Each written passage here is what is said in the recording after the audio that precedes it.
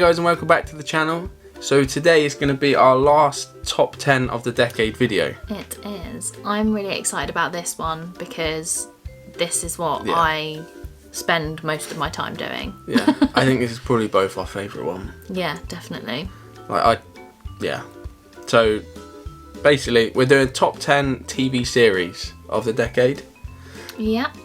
I want to say, there is a lot that I would have put on here. Yeah. Because I watch a lot more TV shows than you. Yeah. I think even for me, putting it down into more. 10 is really difficult. Yeah. When you think about it, you don't realise how many series you watch. Yeah. Over a decade as well. So obviously, again, we've picked ones that we both watched together. I watch a lot of stuff whilst I'm studying and watch a lot of different sorts of programmes than Alex would watch. So my list would probably be like 10 times as long with slightly different stuff on, but all of the things on here all of the things on here I do still really love. Let's get into it. Yeah. So the first show we're going with is The Walking Dead. Now, it started in about 2010, so it was only just in the decade. And I watched it years ago, I think I got to about season 4, start of season 5, something like that. And really hadn't ever really watched it. Amazingly, considering horror type things are my thing. Yeah. Weird that I hadn't. Literally. And then basically, we saw it was on Amazon Prime. And we were like, I was like, because I liked it, and I was like, really, we can start watching it. Yeah. Started watching it and hooked. She was instantly hooked. I was a bit I don't know, because there's so many seasons and I don't know if I will be that into it. I feel like it was really hard to get into, and that was not true at all. Yeah. From probably the second or third episode in, I was hooked, and every day I'm like, can we put another episode on? Can we put another episode on? I think it's just constant tension, and it's a lot of people say that certain seasons are boring, but we haven't been bored once. I think season 5. The people who find it boring are the ones who want the constant action, so the constant fight scenes and everything like that. But if you actually are really into the story, then there's those seasons that you will enjoy a bit more than others, because you are I get so into programs that I've cried. Yeah. I've actually cried watching The Walking Dead. At least twice. Yeah, we can't say why, because there'll be people that haven't seen it that might want to watch it. But at least twice, and not just a tear, full on bawling my eyes out. Sobbing. He looked over at me, we were led in bed, and he knew that I was going to be gone. Yeah, literally. But yeah. So, yeah. Great series, What are we up to at the moment? I think we're up to season 5. Season 5, couple episodes yeah. in. And we would already put it in the top 10 of the decade. 100%, yeah. So yeah, that's our first. Yes. So second on the list is moving to a slightly different genre, and that is a very, very, very funny programme called Friday Night Dinner. And I think it's Channel 4, and it came around in about 2011. We didn't watch it back then. We found it on Netflix. Became obsessed with it. We'd seen stuff on Facebook and seen people talking about it, but never really, I don't know. Never really thought much of it, really. And it was literally one evening we were like, we've got nothing to watch. We just want something that's got short episodes. And that came up and we were like, oh, we'll give it a go. It's supposed to be good. And we were crying. So funny. Too funny. And if you've seen it, we all know that it's Jim. He's the best character. It's so funny. So since us becoming obsessed with it, I have brought Alex a mask, a gym mask, and also a gym t-shirt. And we're really excited for the next season to come out. He's just one of the best characters I've ever seen made on telly. He's so ridiculous. Such a weird person, isn't it? Yeah. He's just so funny. I feel because I kind of relate to him because he's so weird. I'm that weird. Yeah, I think it's just the weirdness, isn't it? Yeah. We just relate to being weird, basically. So strange. Next up is a series called Plebs. So this actually has one of the guys out of Friday Night Dinner in it. We actually saw him in Plebs before Friday Night Dinner, I believe. I think so. They all have the same actors. It's very weird. They came out 2013. It's basically it's Romans. It's Romans, isn't it? It's Roman times, and it's I don't know how to explain it. It's basically these few just normal people, and they have their own little slave, isn't they? called Grumio, who is the funniest person ever. Because he's a slave that will basically do nothing for you. Yeah, he's rubbish. Yeah. But he's just funny, like, what there, Lord? Yeah. If you've seen it, you'll get And he's that. got the best haircut, and he's just really dopey, and he just eats everything and causes a load of trouble, and he's not helpful at all, but... Yeah, like, thinking about it, like, there's not even much story to it.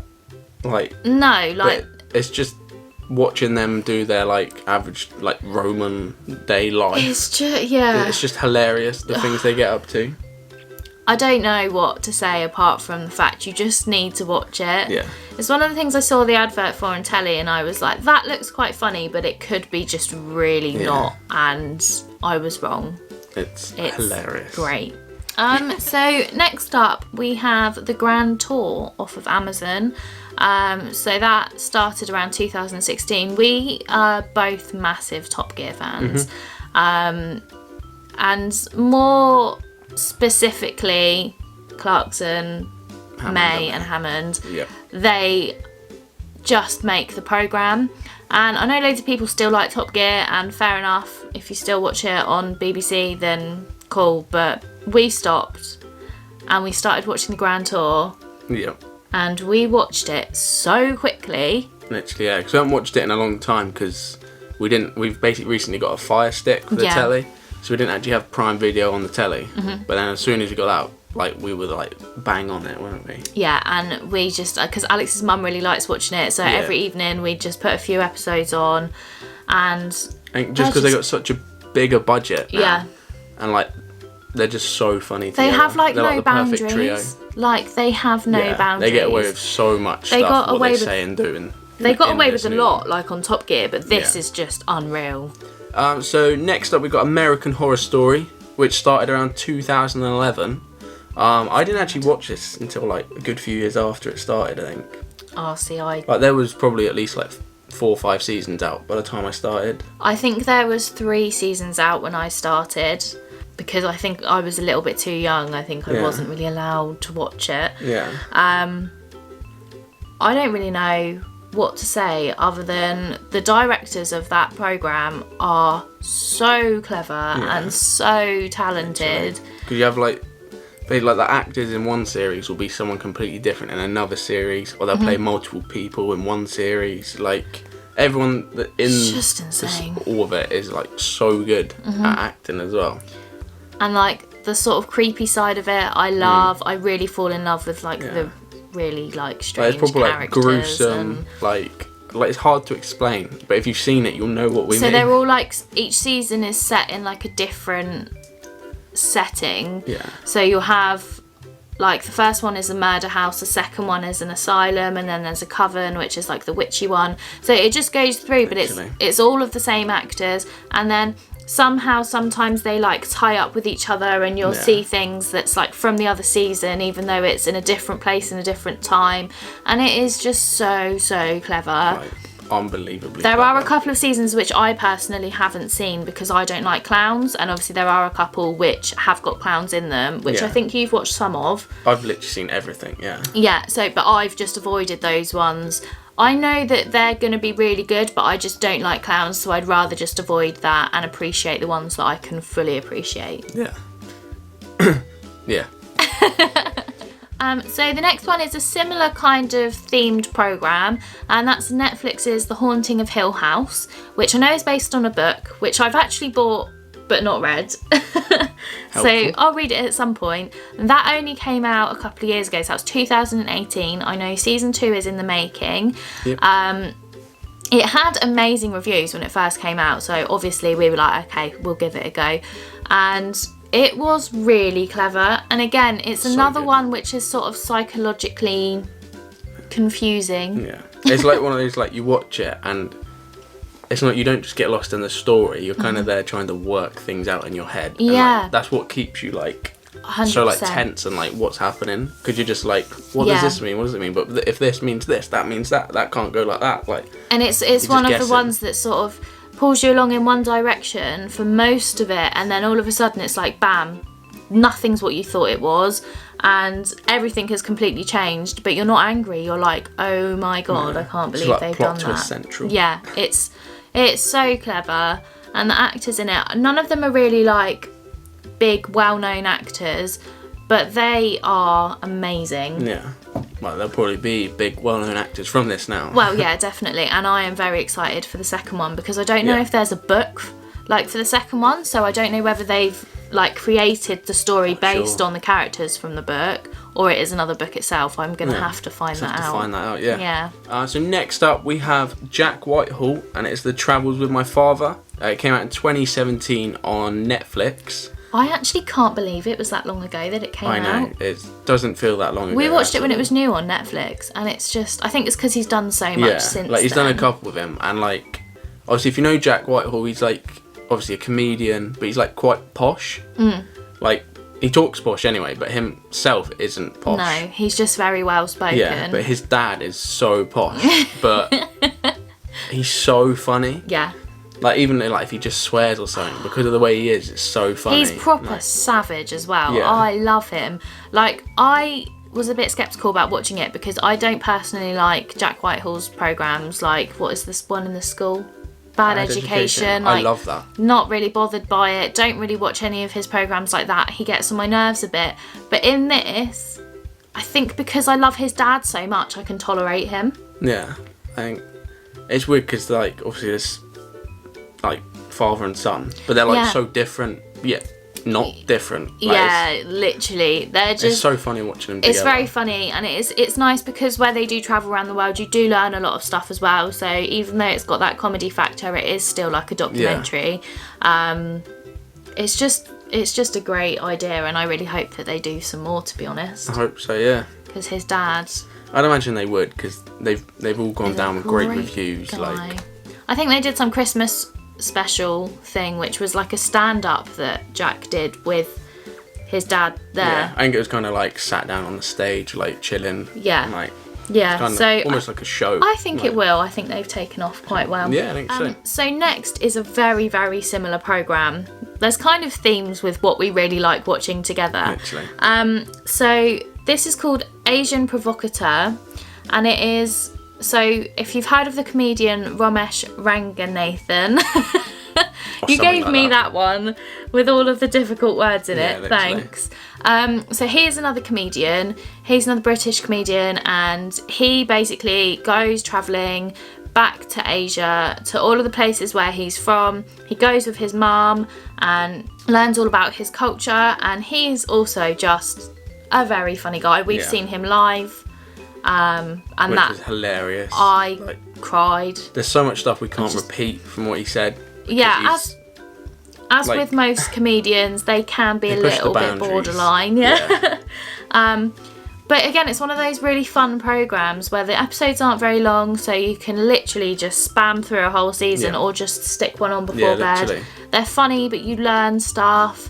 And like everything's all different each episode. Literally. Like it's and he just speaks his mind as well. Which makes him so funny. Yeah. Because he won't just like, if he thinks something's awful, and it's like he could be talking about someone's tradition.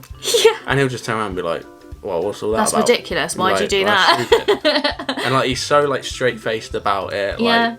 Like, and he so funny. So he makes a lot of jokes about the fact he's got a lazy eye, and he's just got a very serious face along with that, so it just makes it even funnier when he's literally like, your tradition is rubbish. Like, it's just great. I really, really recommend watching it if you haven't. So next on the list is Lunatics, which is quite recent. It was 2019 that came out. Was that Netflix? Yeah. Netflix again. And it's one of Chris Lilley's what was it called?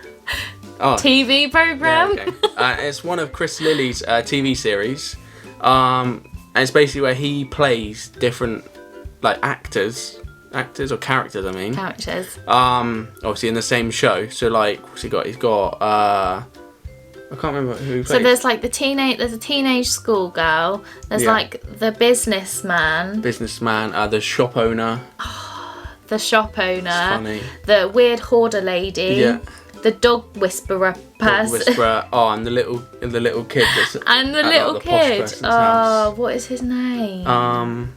It's not Jonah. That's from the old. That's from Summer Heights High. Yeah, I can't remember his name, but all the characters are so different and absolutely hilarious.